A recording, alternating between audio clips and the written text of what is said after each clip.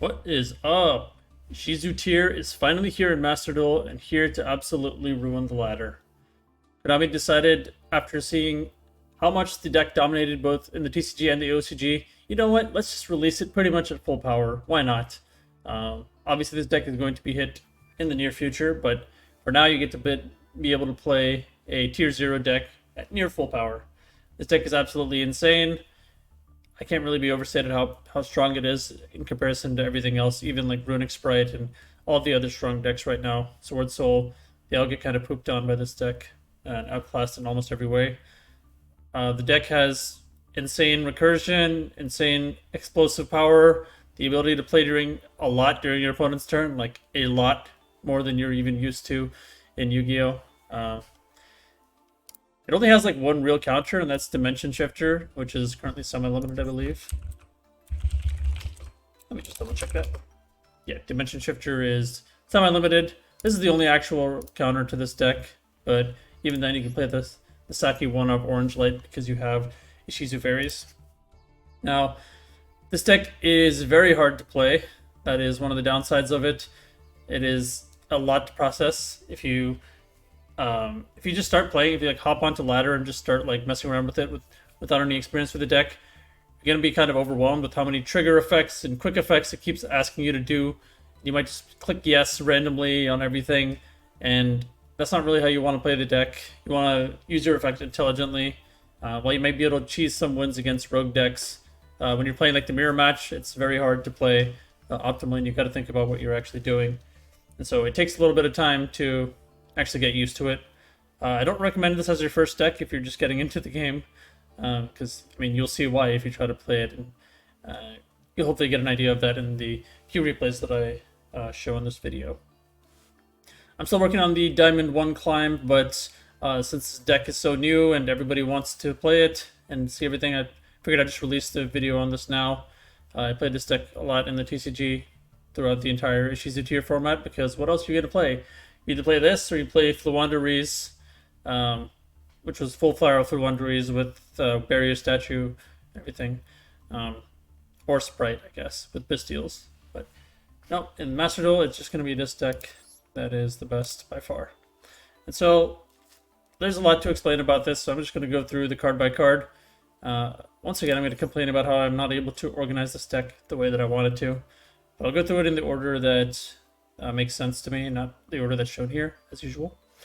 So we got Rhinoheart, one Royal Rare, thankfully. He's the one of the main starters in the deck. He's a normal summon. If he's normal summoned or special summoned, you can send a Tearlaments monster from deck to graveyard, except Tearlaments Rhinoheart.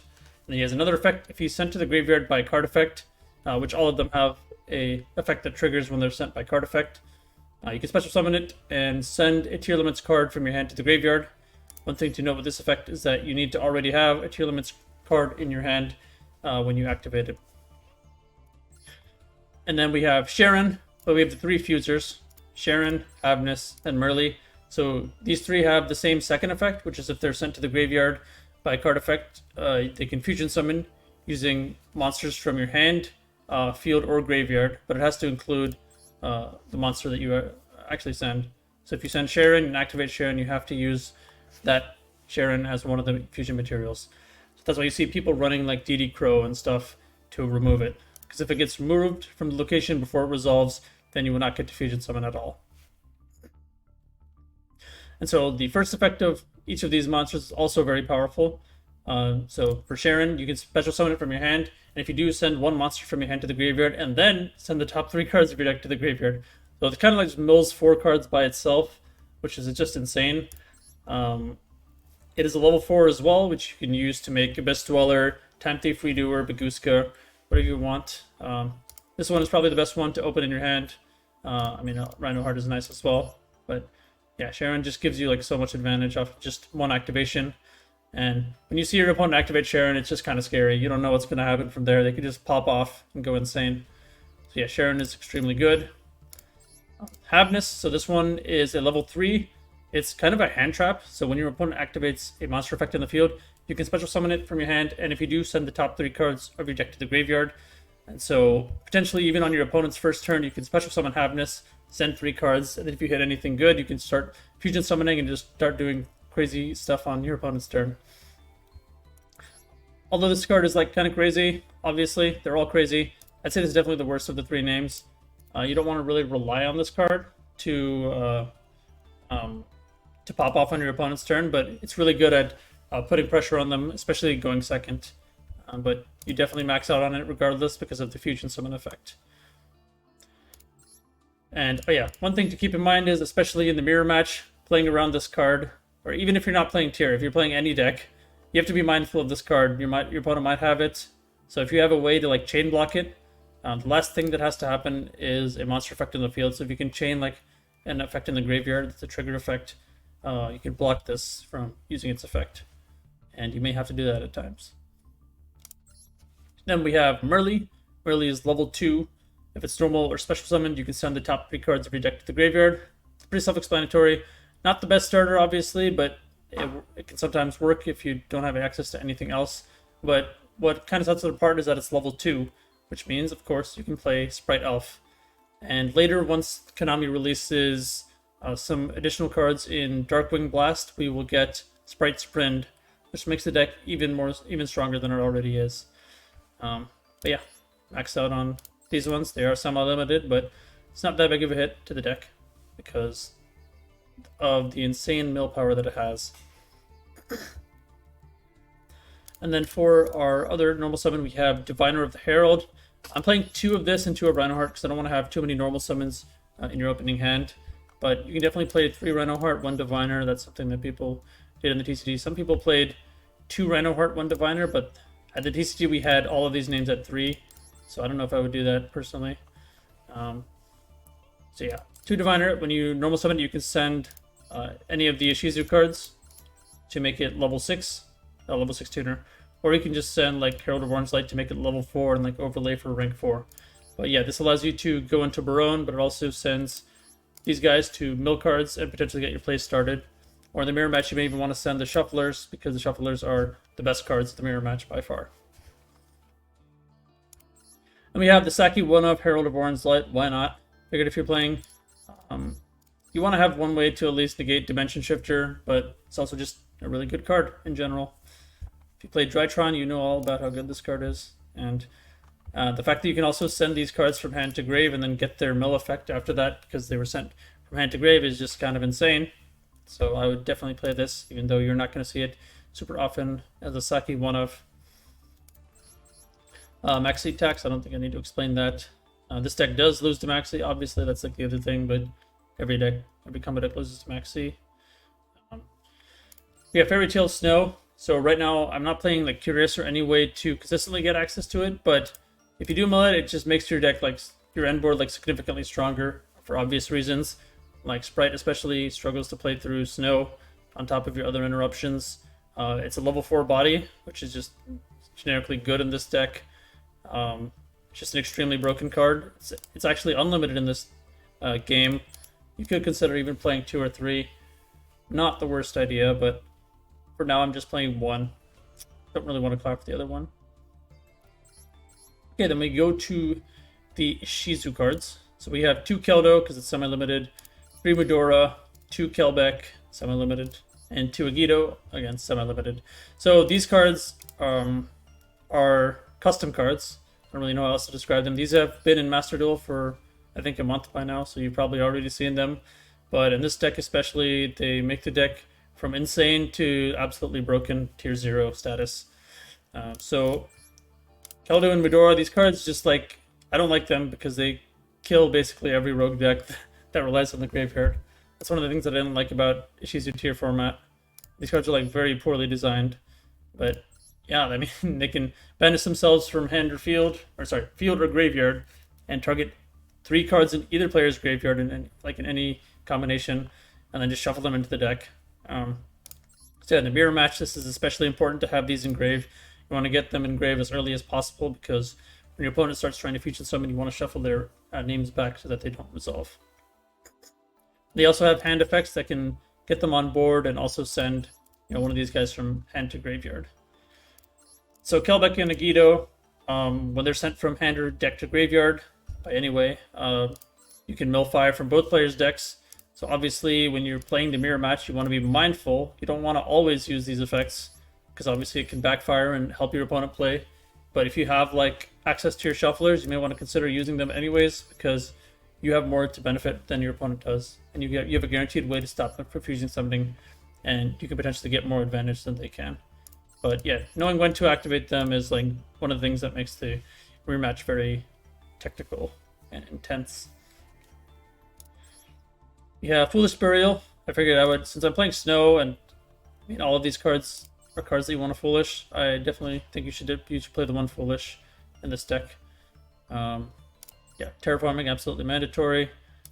Instant Fusion, this card is just broken since Kid Kalos, which is like the deck's main playmaker, is at level 5.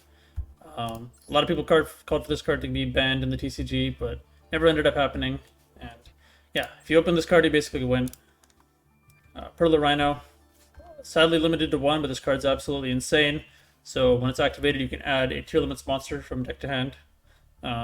It also boosts all of your Tearlaments monsters and your fusion monsters by 500 attack, which can really add up and do a lot of damage. And so, and then it has another weird effect, but it's a very, very powerful one if you know how to use it correctly. If a Tearlaments monster you control or in your graveyard is shuffled into the deck or extra deck, except during the damage step, you can target one card on the field and destroy it. So this wording is incorrect and is not actually how the card works. They don't have to be specifically shuffled into the deck. They can also be returned to the bottom of the deck, like by the fusion summons. So like when you fuse with Sharon, Havness, and Merle, they go to the bottom of the deck. They don't actually shuffle into the deck, but that still triggers the field spell. So that's something to keep in mind. I don't know why they didn't fix that, but it was like something that caused a bit of confusion when the cards came out in the TCG. But yeah. So yeah, obviously the ability to pop any of your opponent's cards is great, but you can target any card, which means sometimes there are times where you actually want to pop your own monster because you get the effects to fusion summon or whatever the other beneficial effects they may have. And something that's also like really cool with these cards is you can basically trigger them at any time with Keldo and Medora, since these have the ability to shuffle your Tearlaments monsters from your graveyard into the deck at any point as quick effects. You can use them to shuffle. So like if you have a Merle in graveyard, you can just use Keldo effect, target Merle in your graveyard, shuffle it into the deck. New chain, trigger Perla Rhino to pop a card. So that is something that is very important to keep in mind. If your opponent does something like they activate Necro Valley, you can chain this, shuffle a tier monster back, and then on a new chain you will pop the Necro Valley. Yeah, it's a very broken interaction. Not much to really say about that aside from it's insane. Probably makes sense why they're limited to 1. Yeah. I mean, yeah, it sucks to open Terraforming and this, but you have to play both, so it's just too important. Like, having this in the mirror match while your opponent doesn't have it actually makes a really big difference. 2 Tearlaments Scream.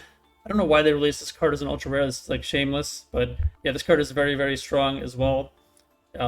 It's like a card that just like the benefits just keep adding up every turn. If this card just sticks on the field, your opponent was like they'll have no way of beating you really. So if a monster is normal or special summoned and you control a tier monster or Visa Starfrost, you can set the top 3 cards of your deck to the graveyard. Also for the rest of this turn, your opponent's monsters will lose 500 attack. This is a lingering effect, so it applies to monsters that they summon afterwards. Even after this resolves, they will also lose 500 attack, which is really good, obviously. But yeah, the effect to mill 3 is just like very annoying for your opponent to deal with as well. So you can just have like one, even if you don't build a board, you just have like one Merle on board and you have this on the field. If your opponent commits anything to the board, you have the potential to just pop off on their turn. And yeah, having the additional mill power to get Keldo and Medora in graveyard is huge in the mirror match. So you could even consider playing 3 of it, but I think 2 is okay. You don't really want to brick on it as well. And it also has another effect, because of course it does. If it's sent to the graveyard by card effect, like all of these cards, you can add 1 Tearlaments Trap from your deck to your hand. And yeah, that's a very good effect. I mean, I don't know really what else to say there. You can search your traps, which I will talk about later. It's a really, really good card. Oh yeah, one thing that I should mention really quickly is that this card, Perla Rhino, is not technically considered a Tearlaments card, so you cannot search it with Kit Close, but so you just have to like hard draw it basically, but that's fine. It's great. One thing you can play is the Rainbow Bridge of Salvation. So that is a trap card. Basically, you play this, and then you play the Crystal Beast Turtle. Yeah, this guy. So he's an Aqua, which is great because you can use him as fusion materials. So if you play this guy and you play the Rainbow Bridge and you play like Foolish Burial Goods, you can like send that to graveyard and then banish it from your graveyard to search Pearl Rhino. But you are adding bricks to your deck at that point, so consider whether it's worth it. It may be, but maybe not. I'll talk about this soon, but first let's go to the other tier cards. Heartbeat. So I was playing Harpies, obviously, because on ladder you want to have back row removal, but in this meta it's pretty suspect, obviously. Destroying your opponent's tier traps is not that great, because they will get search effects. And against Runic, they can just summon Hugin to protect. So this card is like a pretty good generic removal, so I think you should definitely play at least one of it. And of course, if it's sent to the graveyard by a card effect, it has another effect, because why would it not have another effect? You can target one tier trap in your graveyard, add it to your hand.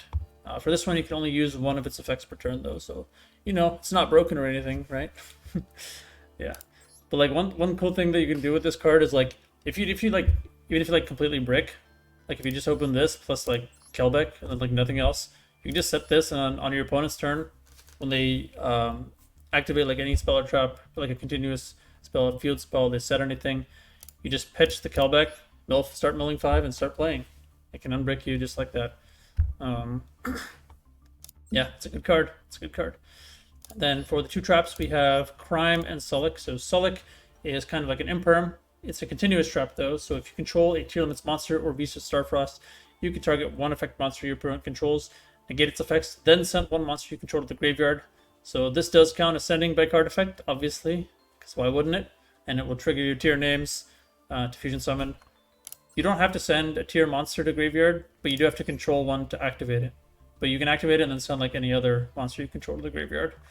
But you usually want to send a tier monster because you can get the graveyard effect. And also when Sullick negates your opponent's monster, it's permanent. Unlike with Imperm and most other things, it doesn't say until end of turn, it just negates it permanently. And that is really good.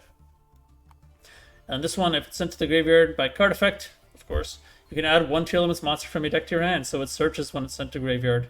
Yeah, some people play multiple of it. I mean, there's nothing wrong with that. It is pretty good to mill, but I didn't really find space for it, and I want to stick to 40 in this build. But you can definitely play 2 of it. It's a really, really good card. And then we have Tearlaments Crime. This is the counter trap when a spell trap card or monster effect is activated while you control a Tearlaments monster. Negate the activation, and if you do, shuffle that card into the deck, then send one monster from your hand to the graveyard. So you do need to already have a monster in your hand to activate this in the first place. And yeah, the other thing to note with like all of these cards pretty much is the then conjunction. When it says negate the activation, and if you do, shuffle that card into the deck, then send one monster from your hand to the graveyard. It means you have to successfully shuffle it into the deck to send a monster from your hand to the graveyard. And so like same here with Sullick.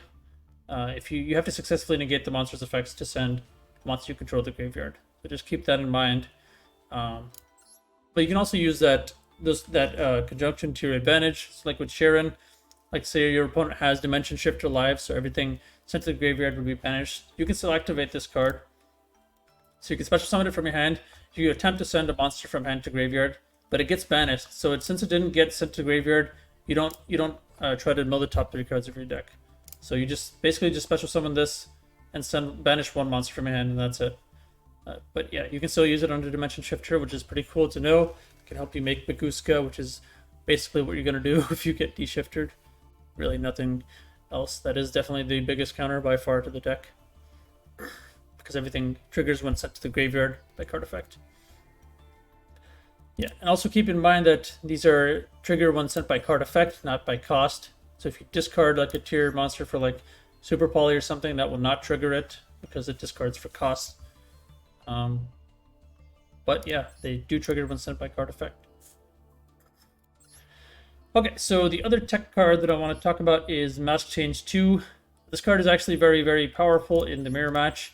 It is semi-limited for some reason. I don't remember when they did that or why they did that, but what you want to do is obviously make Astera Darklaw which basically wins the matchup by itself, but also like a lot of other matchups. It's just generically a very powerful floodgate. It's Macrocosmos, but it's only one-sided, so only your opponent's stuff will get banished. So you can freely activate Kelbeck and Agido in the mirror match and not worry about them having anything trigger because everything will get banished for them, but your stuff will go to grave. So this card has like some dual benefits. Not only can it go into Darklaw, it can also dodge targeting effects. So if I summon Kick Colossus and use its effect, your opponent tries to impermanent, you can chain Mass Change and dodge that and also make Darklaw at the same time. So I like this. I'm trying it out. You don't have to play this, obviously. You can play like Super Poly or like, a bunch of other deck cards. ED Crow is also solid in the mirror match. This is just what I'm trying right now. And one pretty crazy interaction you could do is with Kit Colossus. I guess I'll talk to that one about it when I get to Kit. But yeah, you can basically abuse the problem solving card text on Kit and the way that the card actually works to basically get a free Darklaw in addition to Kit's effect. So you don't actually lose anything for it. It's crazy. But yeah, we will move on to the extra deck now and then talk about stuff like that. So Kit Colossus, this card is it's a custom card. It's the best card in the archetype, I would argue. It's like Chaos Ruler, but probably better even. It does everything. Searches or sends any card in the archetype. If it's special summoned, by the way. It doesn't even have to be fusion summoned, which is just like, just adds salt to the wound, I guess. This card is going to get banned. I am 100% sure. Like, it's banned in both the TCG and the OCG. They released it as a super. Why would they release the best card in the archetype as a super? Because they don't want to refund people for ultra rare gems. So this card is going to get banned, obviously. But enjoy it while it lasts. The deck is still strong without it, but this card really pushes it over the top. So yeah, if it's special summoned, yeah, you can add any Tearlaments card from your deck to your hand or send to graveyard. Keep in mind that, like I said before, you cannot search Pearl Rhino because it is not considered a Tearlaments card. It's not in the name. But that's perfectly fine. You can do everything else with this card. So it has another effect. It has two other effects, both of which like support each other. So you can target one monster you control. Special summon one Tearlaments monster from your hand or graveyard, and if you do, send the targeted monster to the graveyard. So, for example, if you have a Merly in your hand or graveyard, you activate Kit Colossus targeting itself, and then you special summon the Merly or from hand or graveyard, and then you send the Kit to the graveyard. And that triggers its other effect, which is to send the top 5 cards of your deck to the graveyard. And it'll also trigger the Merly's on summon effect as well, of course. Yeah, this it's just insane. Like, it's so much advantage off of it. You can like mill 8 off just this one effect. It's very stupid, poorly designed. You can also revive any Tearlaments monster, which is silly. You can also revive Rukalis or Kaleidoheart. Don't forget about that. You can definitely win games. Yeah, this card just does everything. Like, yeah, the interaction that I wanted to mention is that, yeah, if you have like Merly, for example, or really anything that you want to summon with Kit, so use its effect targeting itself. Use Mass Change to discard that monster from your hand because the revive doesn't actually target. So then you just send Kit Colossus to graveyard. The first part of the effect is to special summon. Even if Kit's no longer on field, it still special summons because that's the first part of the effect. And then, yeah, you'll still get to trigger Kit's effect because sending it off of Mass Change 2 counts as sending by card effect. As if it wasn't crazy enough. So yeah, that is like one of the reasons why I want to play this card. And then it's also just like being able to discard Kelbeck or Agido at any point, or even these guys, or even Snow if it's in your hand. It's just so good. Yeah, that's Kit Colossus for you. So let's talk about Rule Colossus. I'm not sure why they released this card. They probably shouldn't have, but they decided to because this card actually comes out it's supposed to come out in the set after the Tears came out in Power of the Elements. Rule Colossus came out in Darkwing Blast. So I don't know why they released it here, but okay, they make the deck even stronger. So yeah, it is a level 8, 3000 attack. It's pretty beefy, 2500 defense, but yeah, it has some relevant effects. Keep in mind that it's water. Most of the other cards are dark. Kaleido and Kit are dark. The names are dark. Rhino is water also, though. But yeah, that's not really that important, but just keep that in mind. It is Aqua. Other Aqua monsters. So it has a hidden effect. This is like an effect that actually... The first effect is like the least important one, but it's nice to know. Other Aqua monsters you control cannot be destroyed by battle. Cool. That's great. But the other effects are crazy as well. You can only use each of the following effects of colorless once per turn. When your opponent activates a card or effect that includes an effect that special summons a monster, quick effect, you can negate the activation, and if you do, destroy it. Then send one Tearlaments card from your hand or face-up field to the graveyard. So you can send itself. You don't have to send itself, though. You can send this from your field, this from your face-up field, or just like a name from hand. Yeah, so it can like negate Nibiru, for example. That's why you're not going to really see people playing Nibiru in this format. It's one of many reasons. This card just negates it, and you can make it easily. It uses Kiklos as one of the materials, and +1 Tearlaments monster. So the other thing to keep in mind is the other effect. So if it's sent to the graveyard by card effect, you can just special summon it. Keep in mind the first clause on it. If this fusion summoned card is sent to the graveyard by a card effect. So if you fusion summon this card and then you use its effect, you send it to the graveyard, you bring it back, it's no longer considered a fusion summon card, it's now considered to be a special summon from the graveyard, so you cannot use the reborn effect again. So you have to like put it back, summon Kid again, then make him again, and then you'll be able to do it again. But yeah, just keep that in mind. The card is still extremely good though. It can also negate Tearlaments names to fusion summon. It also has the then conjunction. So if you don't successfully destroy a card, you don't get to send from hand or face-up field to the graveyard. So keep that in mind. Okay, Collider Heart, my favorite card in the archetype probably. It's just a monster. 3,000, 3,000. He is a fiend, unlike the other cards in the archetype, which is interesting. Level 9. His first clause is he cannot be used as fusion material. So one thing to note with this is that this is not an effect. It's considered a condition on the card. So even if he is in graveyard, you cannot use him as fusion material. That's just how it works. I don't really know how you're supposed to know that, but that is just how it works.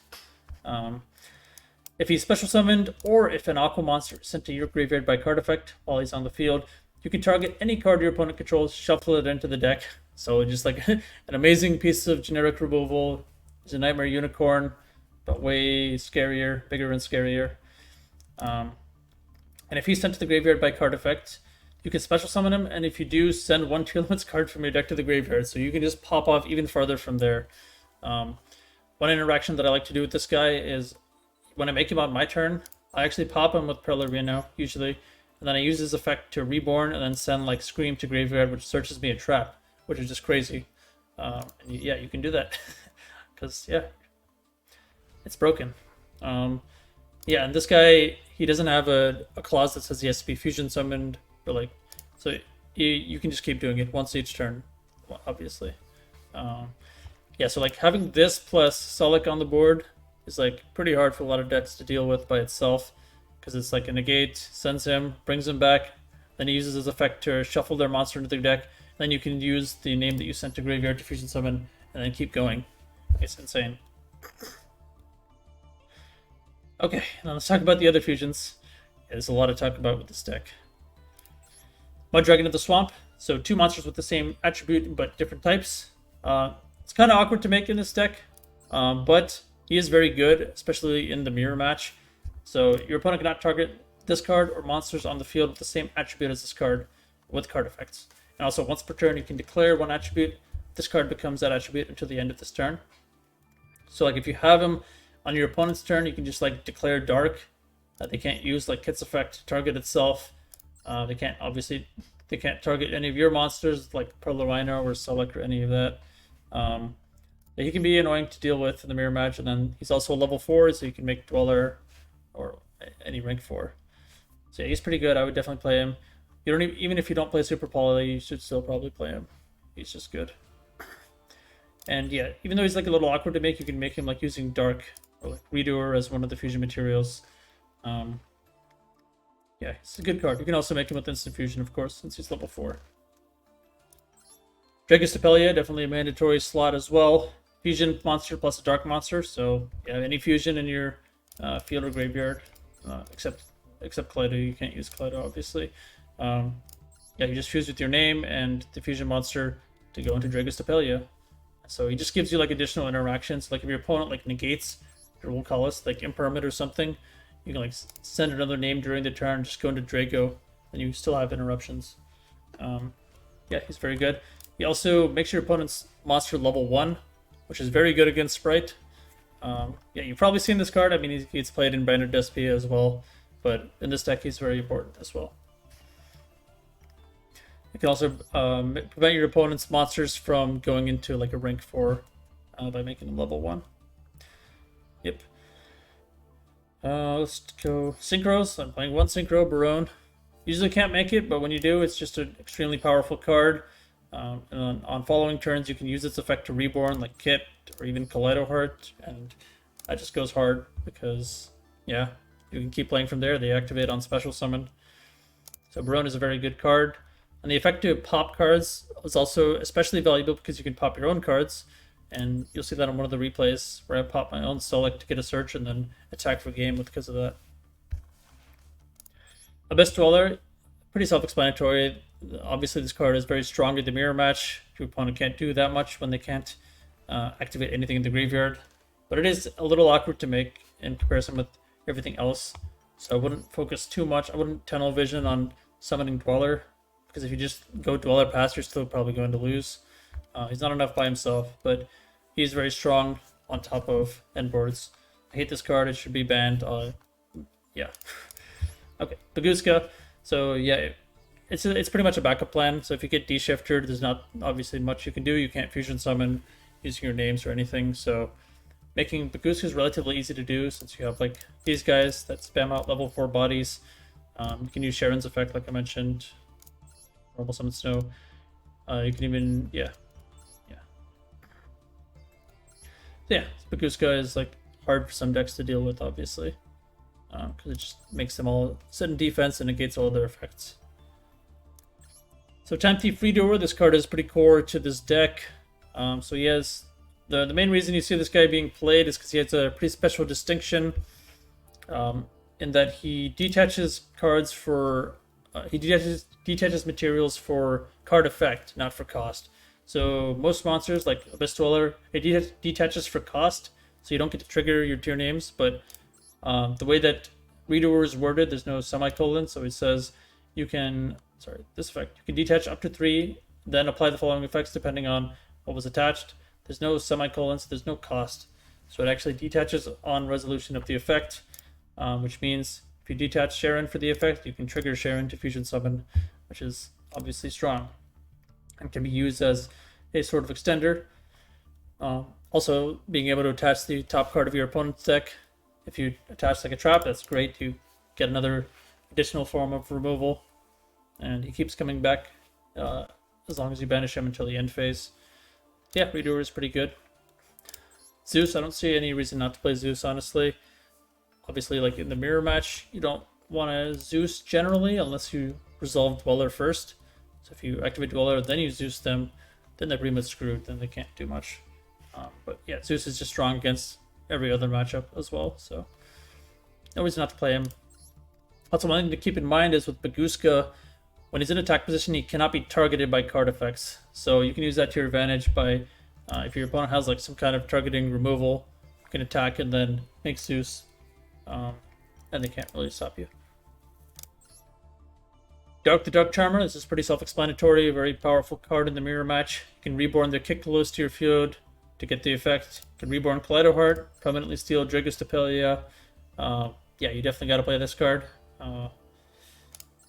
Yeah, and you can also like intentionally crush it into your opponent and search either Sharon or Havness because they have less than 1500 defense. You cannot search Merly because it has more than 1500, but this is fine. Oh yeah, also keep in mind that you have to summon it to your link arrows, so make sure you aren't blocked the arrows when you're doing that.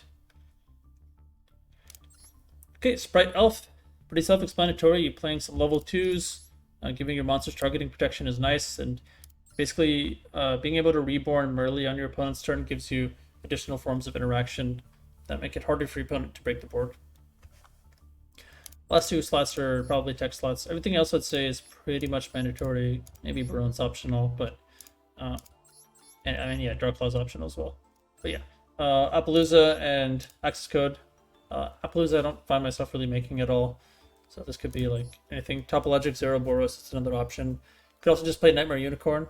That's just a solid generic piece of removal. I might even consider doing that myself. Then access code talker. So yeah, one thing that was brought up in, I think Jesse Cotton brought it up when he played this deck out of YCS. He's a top player in the TCG. He mentioned that like when your opponent sits on like Mud Dragon, it's pretty hard to let out their board and actually kill them. So this card is like generically good against every matchup. Obviously that's not tier, but it's even good against the mirror match because you can out the Mud Dragon. Yeah, okay. I think that's everything for the deck profile. I know it's a bit long, but I wanted to go through everything in detail because there is a lot to this deck. It has an extremely high skill ceiling. It is very complicated. Yeah, next up I'm just going to show a couple matches, and hopefully that'll help you learn the deck. It is pretty expensive, obviously. So many ultra rares. If you don't want to buy it, that's perfectly understandable. It's definitely going to get hit on my ban list in the future, but it is pretty fun to play, honestly. Alright, with that, we will go into the matches. Okay, first up we have a match going first, which is like the ideal turn 1 for Tearlaments. This hand may look a little awkward. I mean, double Ash plus Terraforming and Pearl Rhino is not great, obviously, because Pearl Rhino is limited, but you're going to see how insanely explosive this deck is. Okay, so Maxi, I Ash that. Okay. That's the only interruption that my opponent has, so obviously this is ongoing uninterrupted. Okay, so I activate Scream, so when I normally special summon in Tearlaments, that gives me an additional mill 3. Lets me chain block, Havness as well if your opponent... I don't know what my opponent's playing at this point, so they could be playing the mirror match. You're going to see a lot of the mirror match on ladder. Okay, so I go for Scream to chain block the Rhino Heart. So I mill 3, and then I send it to your name. So these mills are very good. So I've sent Mudora, which is a shuffler, which means I can probably safely activate Kelbeck, because even if my opponent is playing tier and they hit names, I can shuffle them back. So we go Merly Chainlink 1 and then Kelbeck Chainlink 2. Let's see what my opponent is playing. Okay, so Kelbeck mills 5. Okay, so I see that my opponent is playing Sprite. So this is good to know because now I know I don't have to play around Havness. They're just playing Live Twin Sprite. I can safely activate Kelbeck and Agido without any worry. Okay, so Merly fuses with another name into Kikkalos. Alright, Kikkalos on special summon can search any card in the archetype. And then Chainlink 2 will be Havness, which I also milled off of Kelbeck. I'm opting not to use Sharon here, so I use Merly. I'm using Havness now. And I'm not going to use Sharon at this point because if you try to use too many names at the same time, you basically have to shuffle back what you just fused into, and it's just like a waste. So there's no point in using it at this point. So I'm actually going to make Kaleido Heart. So making Kaleido Heart on turn 1 is actually very strong, and you're about to see why. As I mentioned in the deck profile, Pearl Rhino did target your own Kaleido Heart, pops him, he brings himself back, and then sends a tier card from deck to grave. Which gives you further card advantage. It's literally free, so why not? So I search Sulik, which is the imperm, the permanent imperm. So now I use the do the Yonki Splunky, as some people call it, which is kit target itself, special summon Merly, and then send itself to graveyard. Triggers both effects. Chainlink 1 kit to mill 5. Chainlink 2 Merly to mill 3. So I'm milling 8 cards in total. We're not done yet. We are still going. Okay. Okay, let's see what we milled here. So we milled Snow, which is really good. You always want to mill Snow. This is, again, what I said, I would even consider playing multiple of this card. It's so good. So broken. So yeah, I milled Snow, milled Agido, milled Crime, which is not great because its effect, graveyard effect, added back a banished tier monster, which I don't have at the moment. I'm going to activate Agido because I know my opponent is not playing tier. Let's see what they milled. Let's see that they milled Scythe. Nice. Nice artifact Scythe. Okay. And I also milled Heartbeat, which is the spell trap removal, but if it's sent to graveyard by card effect, I can target the Crime and add back to my hand. So now I have access to both Sulik, which is an imperm, and Crime, which is an Omni Negate. So now I make Lucalis with Sharon and Kikkalos. So I'm going to use Snow at this point. I have so many cards in graveyard, I can afford to do that. And I want to make Sprite Elf, because it gives me, again, another way to play on your opponent's turn. So if you look at this board, it's like extremely hard to actually interact with and clear. So what I have right now is Elf giving Rocallus targeting protection. Kaleido doesn't really do anything right now on field, but if an Aqua monster is sent to my graveyard by card effect, he can target any card on the field or any card your opponent controls, shuffle it into the deck.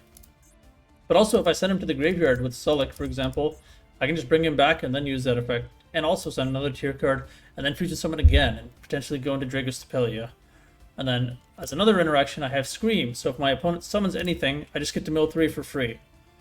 I also have, so I have Sullick and Crime, I have Elf, I have this, I have this, I have this, and then I have Pearl of Rhino on top of that, so anytime I fusion summon or shuffle any of my tiers back, I can target any card on the field and pop it. I mean, that's pretty good. And then in graveyard I have Keldo and Mudora, which can shuffle up back. It's a form of graveyard disruption.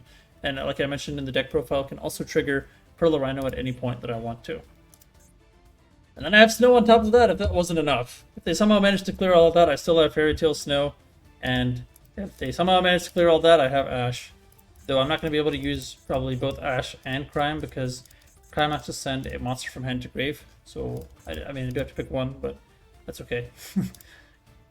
Yeah, this is the strength of this deck. This is the kind of end board you want to have. It's like so hard to interact with. It's like if they have like Dark Ruler, who cares? If they have Evenly, I'm gonna negate it.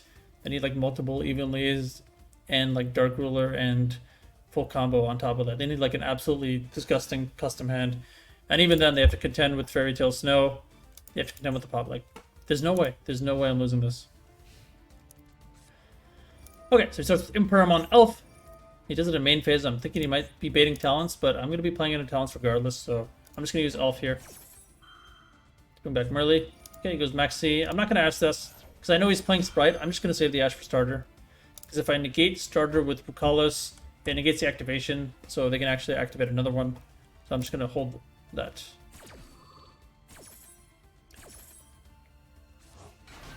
Oh, by the way, if he... Well, you're about to see something. Okay, so my opponent here activates Dark Ruler. Obviously, that's not that great here, but does negate all of these guys. But one thing you can do, potentially, is, like, if you have Redoer on board, your opponent activates, like, Dark Ruler, you can chain Sullick, because it's a continuous trap. You can just flip it up at any point, even if you're not using the effect. And then you can, like, chain Redoer to tag out. So then Dark Ruler resolves the Chain Link 1, and then on a new chain, the Sharon will trigger Diffusion Summon, and you basically dodge the Dark Ruler. So that's one of the many things you can do with these cards, and that's why I like having Sullick so much. Even if you don't end up using it to negate, it's just such a good card. Okay, so he uses Sunny Snitch, searches the Live Twin. Cool. Normal Summon effect. Gonna select that. Target to negate. So, I mean, all of my guys are negated right now, but Lido Heart's going to be sent to grave, and then he's going to come right back. And since he's in the graveyard, he's treated as a different copy of the card, so he is no longer negated. So it's a new Kaleido Heart. Summons back, sends Sharon, shuffles back this. Sharon, I didn't use Sharon to fusion summon, but I could have and gone into Dragostapelia, which is very good against Sprite. So now I go Starter, I'm just going to Ash that. If he has Evilly, I'm still probably fine. I'm definitely fine, actually. And he just scoops, because I have Fairy Tail Snow, I still haven't even used the pop. Yeah, it's game over. So this is the type of board you want to have going turn 1. This is like why the deck is so oppressive. So for the other 2 replays, I'm going to be showing the mirror match because everyone's playing this deck. You're going to be playing a lot of mirror matches. You got to know how it works. It's a pain in the butt, but it is a very important matchup. Okay, opponent normal summons Rhinoheart. I open like a pretty solid hand for going second. He starts with Merly. I'm not going to bother ashing the Rhinoheart, by the way, because like there's not that much to... It's not the best place to ash. It's pretty risky. They could just have Sharon and like Pearl Rhino, a bunch of other stuff. Okay, so I draw Orange Lit, which is really good in this matchup specifically because I also have Keldo in hand. So I can pitch Orange Light, pitch Keldo, which gets a Shuffler in the graveyard on my opponent's first turn, which is extremely strong in the matchup, obviously. So Kickless, I am going to Ash because there's like not much better to Ash, honestly. It's like you can Ash the field spell. I'm going to Ash Kit because it can search or send any card in the archetype. So yeah. Yeah, like I mentioned, like hand traps in general are not super effective against this deck, except Dimension Shifter and I guess Maxi. But yeah, you still have to play Ash as a counter to Maxi. Okay, so my opponent activates Keldo, Pitch, Agido. So I'm contemplating. So I use Orange Light here. I want to destroy this, get it in the graveyard, and then potentially get rid of it with my own Keldo. Because if I don't Orange Light this, then he will have it on field at least, which could be problematic. Okay, use Talents to look at my hand. He chooses not to use Agido.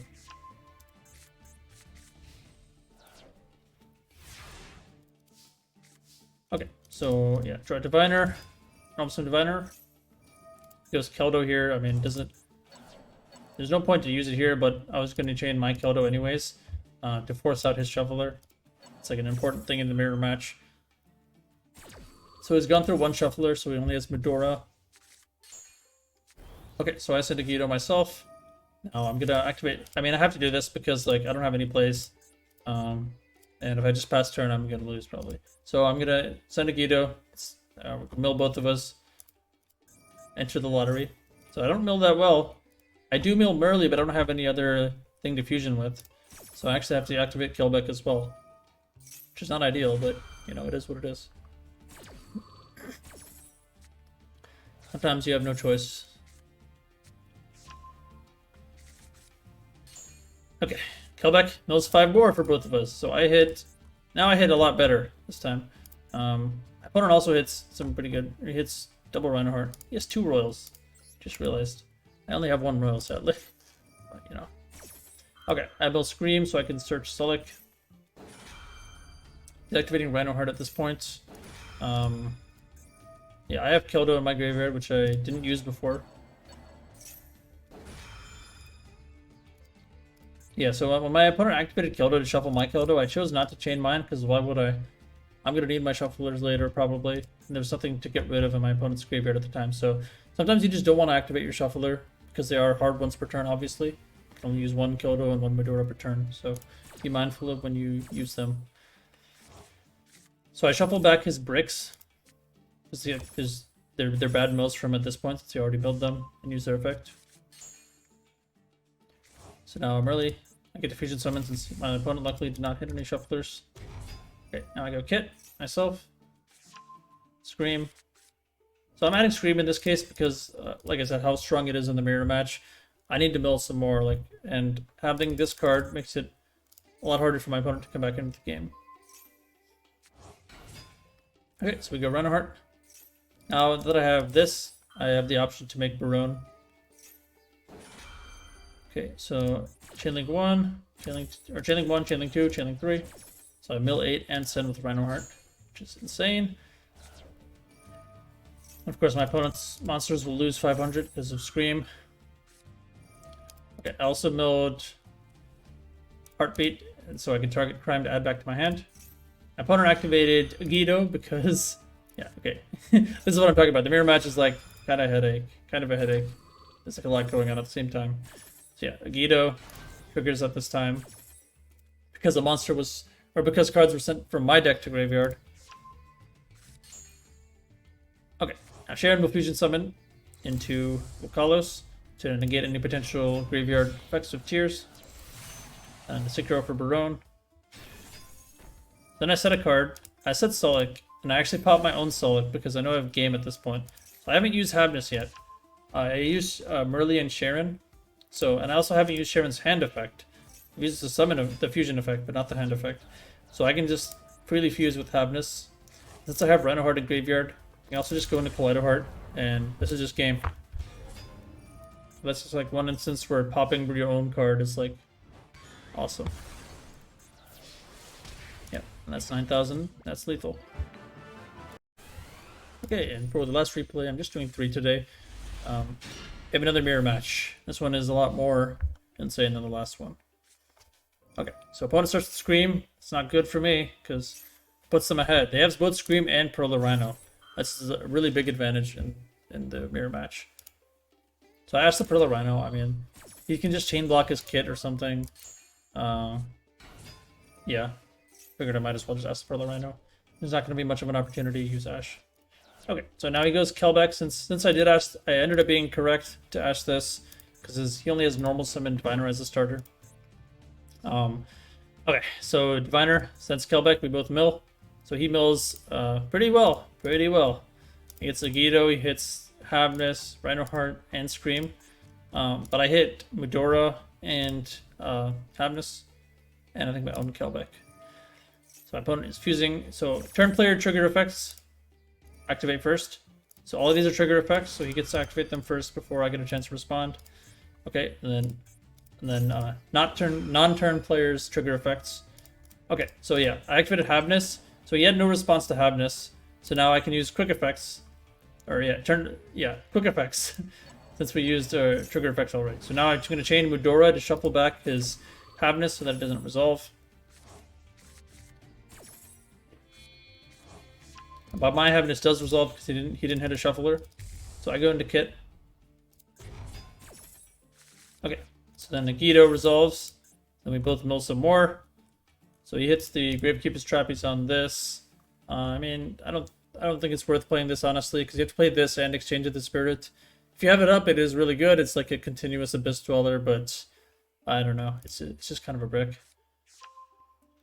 Searches Meta Noise. So Meta Noise is the other trap. It's not the one that I'm not playing it at the moment, but it is decent in some metas. So if you control a Tearlaments monster, target one face-up monster your opponent controls, change it to face-down defensive position, then send a tier from deck to graveyard. So it is a good way to continue fusion summoning. But the book effect is like pretty weak, at least in the mirror match. Once Castira comes out, it becomes like a much better card, because like some decks are weaker to Book of Moon kind of effects. And of course, if it's sent to the graveyard by card effect, it has another effect, because why would it not? You can target a tier monster in your graveyard, add it to your hand. Pretty good. You can only use one effect per turn. Okay, so then we go Rhinoheart and then Sullick. So Sullick will search a tier, Rhinoheart will special summon and send a tier. Then opponent trigger effects, so that's me. Kit triggers, Merly triggers. Then Kelbeck, because a card was sent from my hand or deck to the graveyard. He targets a special summon monster, special summons Kelbeck, and then bounces the Kit, basically. I'm going to chain Maxi because he's going to special summon something, and I need some additional draws. And then to that, no other triggers. I'm going to chain Keldo to shuffle his monsters back, so that he doesn't get diffused.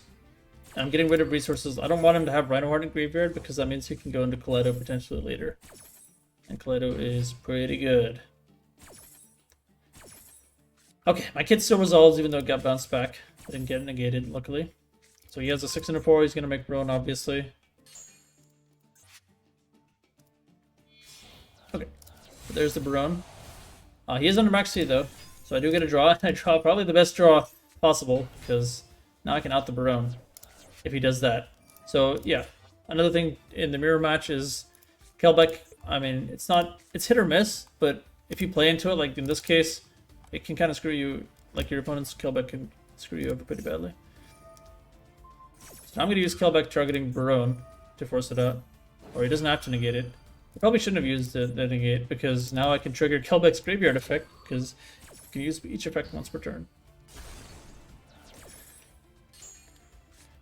Scream resolves, he gets to mill some more, he hits Keldo finally. That's a good hit.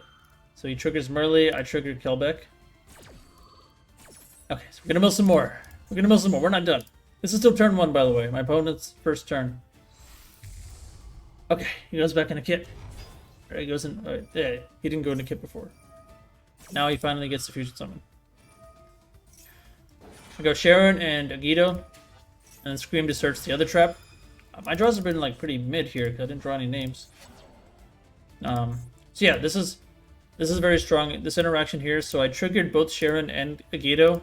So the reason why this is good is, well, I'm using Sharon to fusion summon, so my opponent has to use Keldo to shuffle back the Sharon, and even if he does, my Agido will resolve and I'll mill 5 more after that.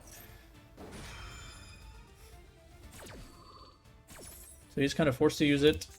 Shuffles back his green light for some reason. I don't know why he's even playing that, to be honest. But yeah, then my Agido. I think he's out of fusion names by this point. Okay, so I get Rhinoheart, which is pretty good. But he gets Medora, which he hasn't used yet. This is pretty good because he can target my Snow, which I milled. I'm going to use Snow. I'm just going to target the kit to book it so it can't use his effect, but we can still do something here, obviously. So use this Pearl Rhino to target Snow. Chainlink 2 will be Snow, which is the triggered effect to book his monster. Obviously, he can still do this. He can pop his own kit and then get the mill 5, but it's still better than him summoning them early, I'd say. Because then he would get mill 8. So now he's going to pass, go to end phase. I'm going to use the Snow to book the Sharon because the tier traps need to have a tier monster on field to be live. So if it's a Solak, it doesn't do anything right now. Neither does Scream. Okay, so standby phase is using Burrowan, probably the smart idea. So I need to call by it because otherwise I could turn this on, I could turn this on, and I could potentially still lose from here. Called by on Rhino Heart. So as long as I remember that I use called by, just don't try to use Rhino Heart's effect. Sharon. Pitch Happiness. Refusing. Opponent has a Guido, which is fine by me.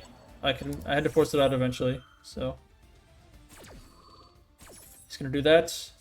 Since my tiers were shuffled back, I can use Pearl Rhino to pop. I don't want to pop any of these cards, definitely not. So I'm gonna pop Pearl Rhino. I could pop the Screen, but yeah. So now I'm gonna make Redoer with 2 level 4s. I'm gonna use this effect to detach Sharon for effect. So now I can use Sharon to fusion summon like I mentioned before. I'm gonna go to Kaleido Heart. No, I'm going to Kit. There. Forgot. Okay, Kit will get Merly. Now we're going to do the interaction that I mentioned in the deck profile. So Kit target itself. The monster that it special summons from hand or grave is not targeted, so it just targets itself on field. So mass chains target Kit. So then I get to fuse into Dark Claw. Merly will still summon. The Kit will still send to graveyard, and then I still get to mill 8.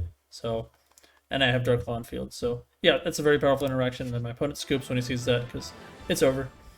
That's why I like Max Change 2 in the mirror match. That's all for the Ishizu tier deck profile. Sorry for the long one, but this deck is obviously very complicated. There's so much to talk about. There's a lot more that I could go into, but gotta stop eventually. Hopefully this helps. Feel free to follow me on YouTube, follow me on Master Duel, and join my Discord. Alright, and also like and subscribe. Thank you.